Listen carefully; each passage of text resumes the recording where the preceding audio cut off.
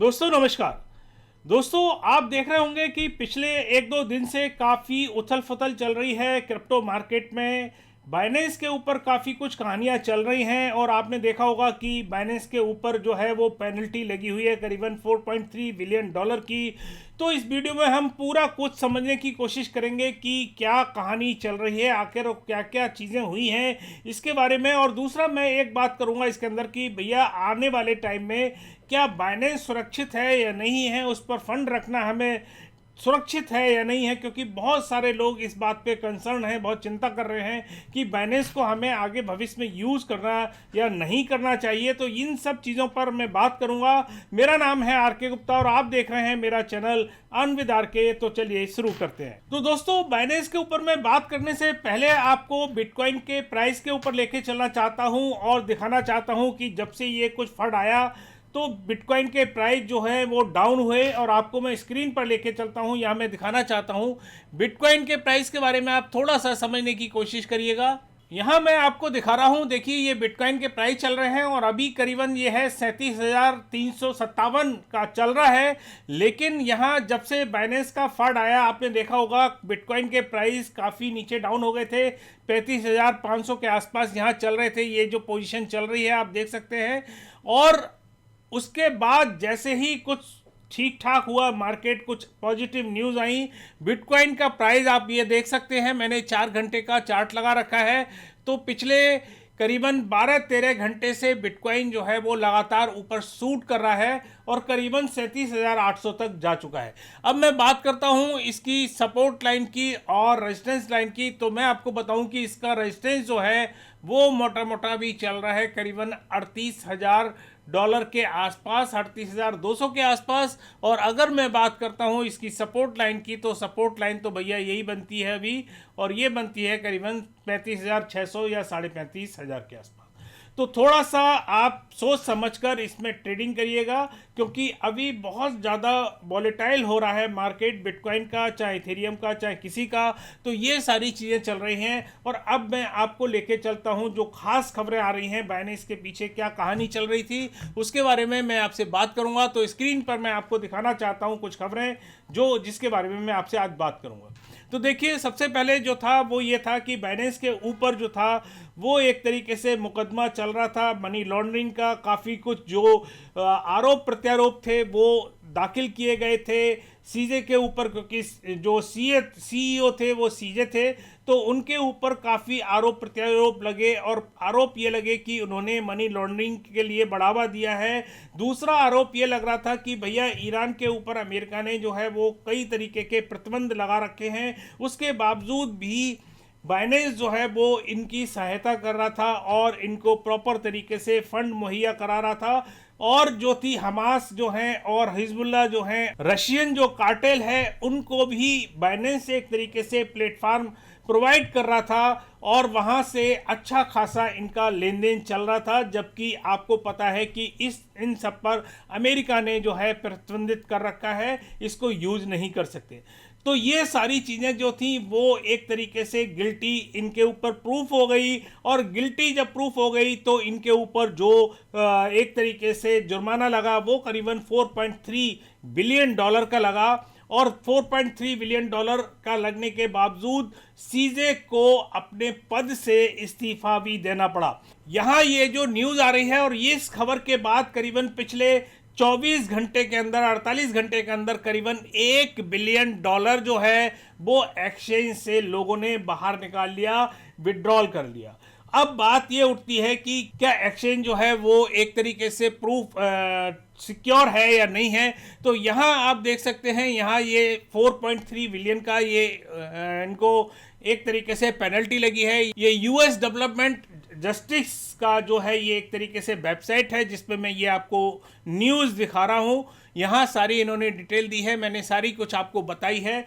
अब प्रश्न ये उठता है कि भैया 4.3 बिलियन डॉलर का इनके ऊपर जो एक तरीके से पेनल्टी लगी है, दूसरा एक और है कि 50 मिलियन डॉलर की इनको एक पर्सनल पेनल्टी भी लगी है जो सीजे को देनी पड़ेगी।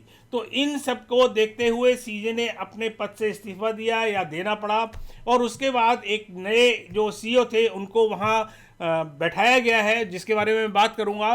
तो बात अभी तो सबसे पहले ये करता हूं कि 4.3 बिलियन डॉलर का जो एक तरीके से जुर्माना लगा है उसका क्या फ़र्क पड़ेगा बाइनेंस के ऊपर या सीजे के ऊपर। तो यहाँ मैं अगर देखूँ तो अभी इनकी जो वर्थ है वो बनती है करीबन 23 बिलियन डॉलर की। दोस्तों 23 बिलियन डॉलर आज की पोजीशन में है, जब मार्केट जो है वो एक तरीके से बहुत अच्छा नहीं है। लेकिन 2022 की अगर मैं बात करता हूँ तो सीजे की जो एक तरीके से टोटल वर्थ थी वो करीबन 96 बिलियन डॉलर थी, बहुत बड़ी थी।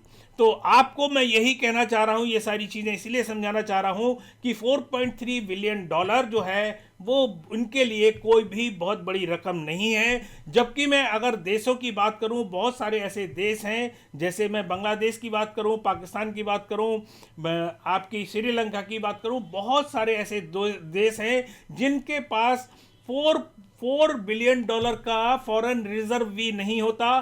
तो इनके लिए ये एक बहुत बड़ी रकम है। लेकिन ये नंबर 1 क्रिप्टो करेंसी एक्सचेंज है वर्ल्ड की, जो बाइनेंस के बारे में बात कर रहा हूँ, इनका जो है वो वर्थ बहुत अच्छा है और इनके ऊपर कोई भी फर्क जो है 4.3 बिलियन डॉलर का और 50 मिलियन डॉलर का नहीं पड़ने वाला है। तो आप ये समझ लीजिए कि जब ये एक तरीके से इनके लिए पीनट है और कुछ भी नहीं है, तो भैया आपके लिए भी कोई फर्क पड़ना नहीं चाहिए। बाइनेंस जो है वो एक तरीके से सुरक्षित है। ये सारी चीज़ें मैं इसलिए बता रहा था। तो अब मैं बात करता हूं कि जो नए सीजे, जो नए एक तरीके से सीईओ आए हैं वो कौन है। तो उनका नाम जो यहाँ है आ रहा है रिचर्ड टैंग के नाम से। और रिचर्ड टैंग जो है वो पहले इनके साथ मार्केटिंग हेड के रूप में जुड़े थे बाइनेंस के, और बहुत ही खासम खास हैं सीजे के। और एक चीज़ और ख़ास बात जो है वो ये है कि अबू धाबी मार्केट में इन्होंने एक तरीके से काम किया है, फाइनेंशियल सर्विस में रहे हैं ये, और चीफ रेगुलेटरी ऑफिसर्स रहे हैं अबू धाबी में SGX में। तो काफ़ी नामचीन आदमी हैं, काफ़ी वैल्यूएबल आदमी हैं और काफ़ी सुलझे हुए आदमी हैं जो इनको CEO बनाया गया है। तो मैं उम्मीद यही करता हूं कि आने वाले टाइम में इनकी छत्र छाया में भी जो बाइनेंस है वो भी एक तरीके से बहुत अच्छा काम करेगा, कोई भी प्रॉब्लम आने वाली नहीं है। दोस्तों बाइनेंस की जो ये कहानी हुई, इसमें कहानी में जो मज़े लिए वो लिए FTX ने। और FTX का कॉइन के बारे में मैं आपको बताना चाहता हूँ कि FTX का टोकन जो है वो कितनी तेज़ी से बढ़ा। मतलब आप देखिए कि 45% जो है वो 24 आवर्स में बढ़ गया। अब मैं आपको लेके चलता हूं इसके ट्रेडिंग व्यू पर।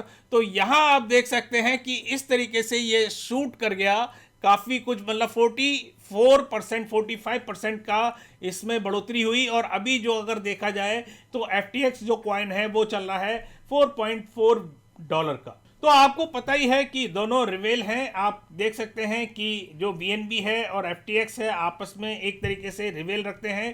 तो BNB के प्राइस डाउन हुए और FTX के प्राइस बढ़े तो लोग बाग इसका एक तरीके से फ़ायदा उठाते हैं।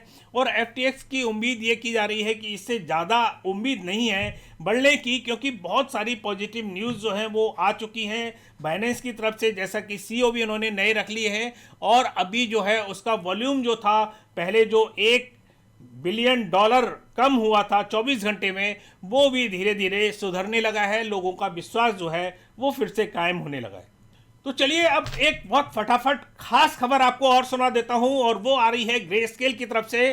तो ग्रेस्केल ने फाइल किया है एक तरीके से नया स्पॉट बिटकॉइन ETF, जो मैं आपको स्क्रीन पर दिखाने जा रहा हूं। और उन्होंने एक तरीके से SEC को ये जो रूल्स रेगुलेशन है उनको फॉलो करते हुए इसको एक तरीके से दाखिल किया है, दोबारा रिवाइज करके, और इनसे मीटिंग भी एक तरीके से फाइनल कर दी है। तो उम्मीद ये की जा रही है कि ब्लैक रॉक के साथ साथ ग्रेस्केल का जो स्पॉट बिटकॉइन का ETF है वो भी बहुत जल्दी पास हो जाएगा। दोस्तों अब एक थोड़ी सी चिंताजनक बात कर रहा हूं, और वो आ रही है एक DEX एक्सचेंज की तरफ से। जो आपको पता है कि डिसेंट्रलाइज एक्सचेंज होती हैं, एक सेंट्रलाइज एक्सचेंज होती हैं, जैसे बाइनेंस है, बिटफिनेक्स है, OKX है, ये सारी सेंट्रलाइज एक्सचेंज हैं।